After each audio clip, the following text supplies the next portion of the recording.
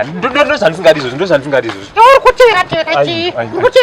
ngoma dzungu ndakaramba ona vanhu vava kupakura ipo hapana kana dzungu iwe ungasumuka unongoya vanhu vachipakura unoya vanhu vachipakura mapureti ngaviringwa kudhara aiwa ona pataona pachinzi iwe nokowedzera mapureti pambani chedu makuti iwe akaguta nditi chako chona ndosandisingadi kufamba newe iwe ona tikasvikanoramba chikafa nditi kana unongari bhajeti dzawo aiwa bhajeti unoziva kwanoshanda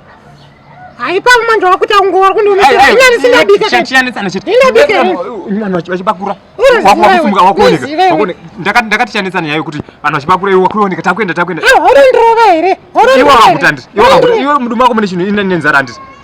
kundopopota isimba ke ubeka simba ndinganakirwa nemunhu anobuda vanhu vachipakura apa wakunimisa ndiri kuinda ndamira unamisa munhu kwakuti ndira kuinda saka ini ndifambire zvekubwerekedza kubhebhi rako handiti ndine nzara wakutotera kumashuri ikoto pamwe nenyaya yari kutaura ipapa aiwa uri munhu mukuru apa uchaita plani magunanzeri tine nzara ka manje zvatakuita ka aiwa anoda kudya achashanda iwe watune nzara ka uchanoona zvokuita kumba pozina ndisingabika uri kupopota iye wabika chikafu iwe puleti yako yange iripere aunaanza nokutora mamwe mapulezeri angari edu angachitaurwa iwo nedzungu chedi one day tinopinda one day cross over unotorova inini here tinombudza uda kubvunza unorova inini here akasaunoti unero kuti vanhu vakupakura takuenda kumba dzungu rako rakawandisa ndakambokudza dzungu pane zvamukomawo haufani kungoiti zvese zvichawakuzha mutemo saka zvinhu zvaura kuti uzama kuti ndigadzirira zina basa pakapa ava ndinokushaparata ipapapa zvokuti noona kukangana touri kuramba uchitaura ngoruparidza tisi mukoma uchazonditadza wanzwa kurova inini uchanditadza iwe haura ndicheme here uchanditadza aurambi uchitaura kuti ndicheme here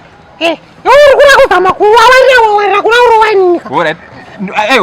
ungasimuka vanhu vachipakura here inini manje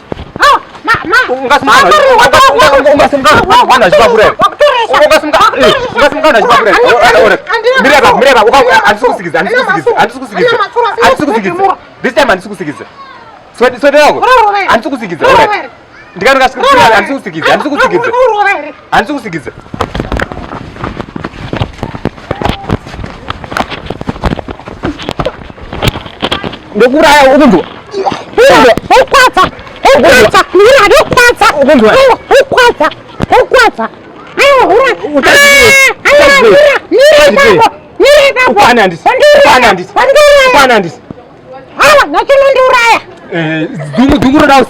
dzungu roda kusiiwa